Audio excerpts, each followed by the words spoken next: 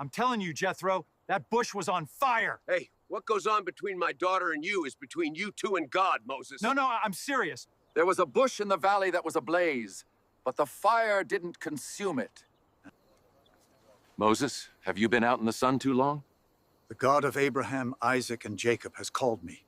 40 years in Midian, and now this. Pack light, he says. It's going to be a long journey. God told me exactly what to say to Pharaoh, but I have to admit I'm terrified. It's been 40 years since I fled Egypt. Moses, you're talking to that thing again. If the God of our fathers is with us, who can stand against us? God sent you to meet me here. After all these years of exile, we're finally reunited. 40 years. 40 years since I've seen my brother Moses.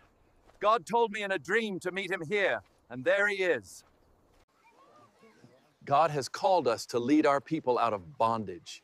Aaron will be my voice, contesting. He's always been the eloquent one. Together, we'll approach the elders of Israel first. Tomorrow, we enter Egypt not as fugitives, but as God's messengers. The Exodus begins now. The shepherd who fled Egypt 40 years ago is gone. I return as God's chosen deliverer. Pharaoh has no idea what's coming. All right, here goes nothing. We're about to ask the most powerful man in Egypt to let our people go for a worship festival. This is what the Lord, the God of Israel, says. They want to take my people away from their labor. Can you believe that, chat? Get back to work! This is what the Lord, the God of Israel, says. Let my people go. Want to play games with Pharaoh? Fine. No more straw for brick making. I still want the same number of bricks. This is impossible. Pharaoh says no more straw, but we still need to make the same number of bricks. Do you know how brick making works? The people are scattered all over Egypt looking for stubble and anything that might work as straw. Complete your daily quota. No excuse. Why, Lord? Ever since I went to Pharaoh, things have gotten worse for our people. What's the plan here? Jehovah is going to free us, make us his own people, and give us the promised land. I can't wait to tell them. After all this suffering, finally some hope. Moses is over there trying to tell us about some great deliverance plan, but honestly, we're too tired to listen. We don't have energy for hope right now. They wouldn't listen. I just delivered God's promise of deliverance, and they literally turned away from me.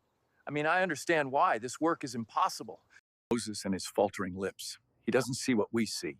God chose him for a reason. Moses, you led us out of certain death before. Trust the process. Moses 80, I'm 83, and we're about to perform our first miracle for Pharaoh, chat. Let's see how Pharaoh's magicians handle the power of the living God.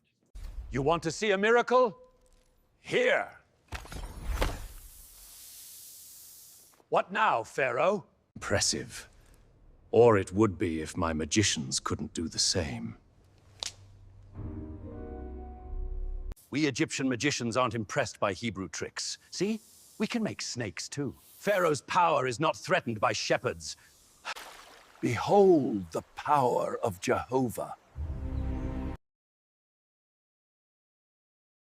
Hey, chat, we're back for plague number 2, I guess. Pharaoh still hasn't learned his lesson. The comments section yesterday was wild. Do snails next. So chat, here's how this works. Pharaoh gets a warning firsthand. Very fair system. Let my people go, or I'm sending frogs. Everywhere. This is NOT in my job description. There are frogs in the royal ovens, frogs in the bread dough, frogs everywhere. The magicians made MRE frogs.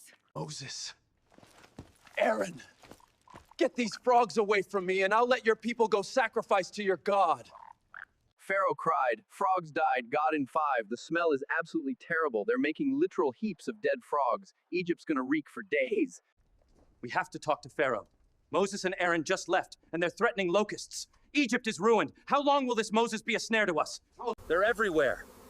Everything green is gone. Everything the hail left behind, devoured. We're gonna starve. I can't do it. My magic career might be over. Time to join Link Sin. God said, stretch out your hand toward the sky, and now Egypt is in darkness. This isn't just nighttime. No one can see or move for 3 days.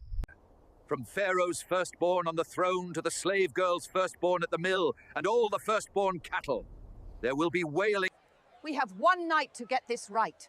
Every family needs a perfect yearling lamb, no defects. Our children's lives depend on following these instructions perfectly. The blood on our doorframes will save us. When the destroyer sees this blood, he will pass over our house. God makes a distinction between his people and Egypt. I am the Lord's judgment made manifest. Tonight, all shall know the power of the Almighty. 600,000 men plus women and children, the entire Hebrew nation leaving Egypt together. 430 years of slavery ending in one night. Time to bring our slaves back home where they belong.